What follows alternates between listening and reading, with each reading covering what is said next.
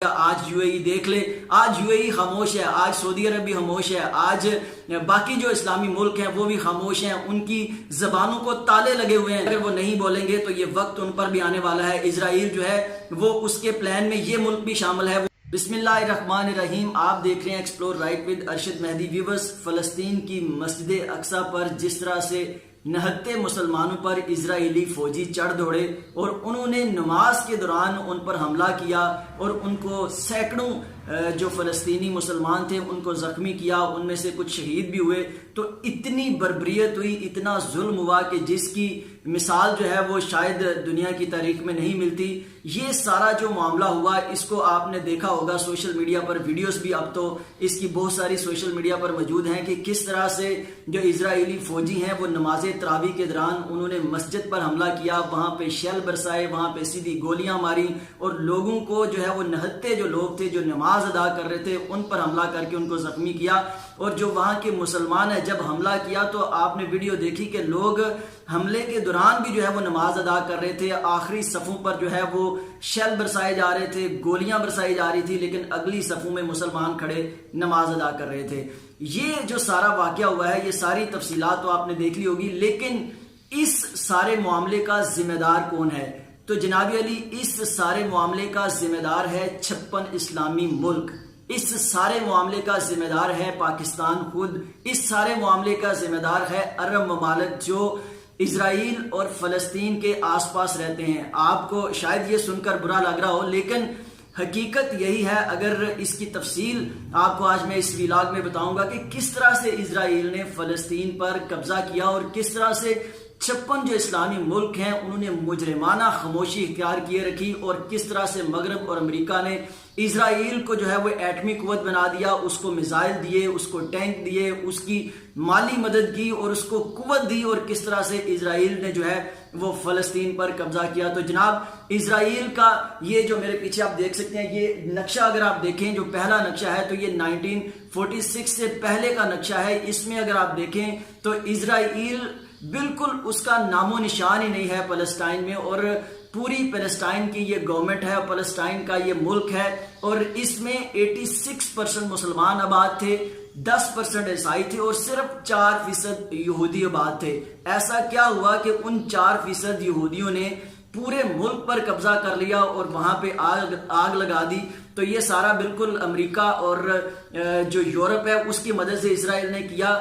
America का $8 million जो एक दिन का है, जो टैक्स पेयर्स का पैसा है वो एक दिन का पैसा इजराइल को जाता है। यूरोप इजराइल को सपोर्ट करता है। तो जनाब, 1946 से पहले का ये जो मैप आप देख रहे हैं इसमें पूरा पैलेस्टाइन मौजूद है, सिर्फ 4% यहूदी हैं। उससे आगे जब 1946 के बाद से यहूदियों ने अपनी आबादकारी में तेजी लाना वहां पे शुरू की, जैसे ही मगरबी ममालिक से उनको धकेला गया वो यहाँ पर आके आबाद होना शुरू हुए, तो वहां पे एक जो है वो झगड़ा शुरू हो गया। और उसके बाद 1947 में यूएनओ ने एक प्लान दिया और वो विदाउट प्लेबिसाइड था, बगैर किसी हक खुद अरादियत के फैसले के था। उस वक्त वहां पे यहूदी जो है वो तकरीबन 30% हो चुके थे और 7% इस पर यहूदियों का कब्जा था। लेकिन यूएनओ ने हटदर्मी का मुजाहरा किया और एक ऐसा फैसला सुना दिया जिसके तहत आप अगला मैप देखें तो उसमें आपको नजर आ रहा होगा कि किस तरह से अब जो यहूदियों की आबादी है वो 55% जो एरिया है वो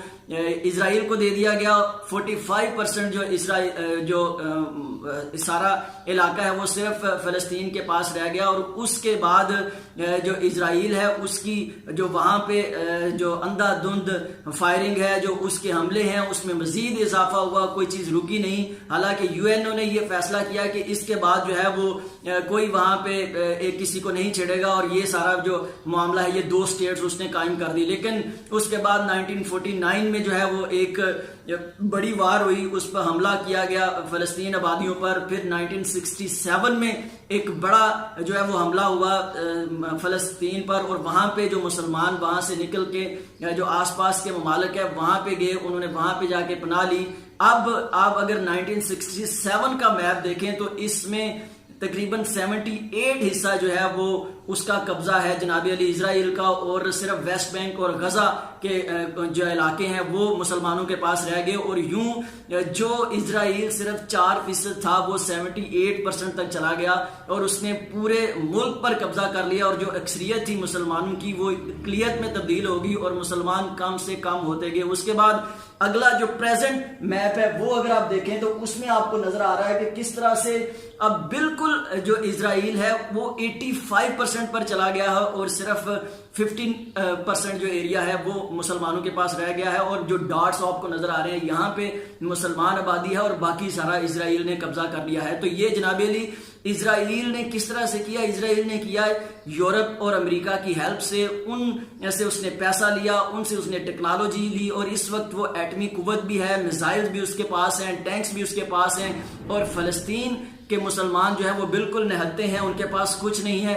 56 जो इस्लामी मुल्क हैं वो सिर्फ तमाशा देखते रहे, वो सिर्फ बयानात की हद तक रहे, लेकिन दूसरी जानब यूरोप और अमेरिका जो है वो मुकम्मल सपोर्ट करता रहा इजराइल की, और उसने उनको पैसा भी दिया, उसने उनको असला भी दिया। और अब तमाम जो बाउंड्री है इस वक्त पैलेस्टाइन या इजराइल की, उस पर इजराइल का कब्जा है, और जो मुसलमानों के इलाके हैं गजा या वेस्ट बैंक के कुछ इलाके, वहां पे अगर अद्वियात जाती हैं तो उसको इजरायली फौजी रोक लेते हैं, खुराक जाती है तो इजरायली फौजी रोक देते हैं। जमीन तंग की गई है मुसलमानों पर, लेकिन जो 56 इस्लामी मुल्क हैं वो सिर्फ बयानात तक महदूद हैं और उनकी जानब से कोई अमली तौर पर पैलेस्टाइन की मदद नहीं की जा रही। हालांकि अगर आप देखें तो इजराइल का जो प्लान है वो ग्रेटर इजराइल का है, उसमें अगर आप देखें तो उसमें जॉर्डन भी आएगा, उसमें इजिप्ट भी आएगा, उसमें लेबनान भी आएगा, उसमें बाकी जो आसपास के मुल्क हैं वो भी आएंगे, सऊदी अरब भी उसकी जद में आएगा। जो ग्रेटर इसराइल का प्लान है, तो पहले इसराइल कब्जा करना चाहता है पैलेस्टाइन पर, उसके बाद उसका प्लान यह है कि उसके जो आसपास मुल्क हैं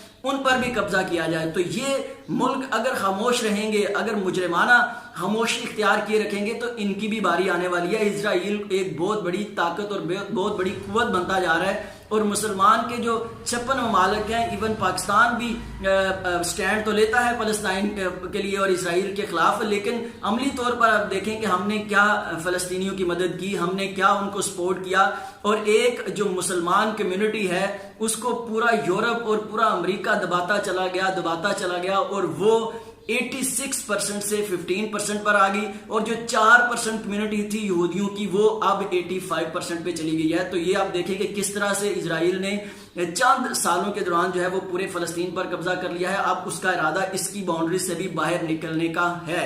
अब अगर होश के नाखन मुसलमान ममालिक नहीं लेते तो ये अगली बारी उनकी भी आ सकती है। और ये जो मामला हुआ, जो जिस तरह से इन्होंने मस्जिद अक्सा पर हमला किया, तो इसकी बुनियादी वजह यह है कि वेस्ट यरूशलेम का एक इलाका है शेख अल जरा, वहां पे मुसलमान कम्युनिटी जो है वो अक्सरियत में है, और मुसलमान उसको अपना दारुल खिलाफा जो है फलस्तीन की आजाद रियासत का बनाना चाहते हैं, जबकि इजराइल जो है वो कहता है कि ये मेरा शहर है, इस पे मैंने कब्जा करना है। इसके हवाले से वहां पे अदालतों में केस जो है वो चल रहा था। अदालतें जो है वो भी चूंकि इसराइल के ताबे हैं, उसकी जो लोअर कोर्ट्स हैं और सुप्रीम कोर्ट है, उन्होंने इसराइल के हक में फैसला दे दिया और कहा कि मुसलमान जो है वो यहाँ से निकल जाएं, ये आबादी जो है वो इसराइल के हक में आनी चाहिए। हालांकि अगर आप देखें, कंपैरिजन करें, तो पाकिस्तान में के खिलाफ यूरोपीय यूनियन ने करारदाद पास की कि पाकिस्तान अकलीतों के हकूक गजब करता है, पाकिस्तान को जो है वो GSP+ का स्टेटस पाकिस्तान से वापस ले लिया जाए। लेकिन अगर आप दूसरी जानब देखें तो इजराइल ने पहले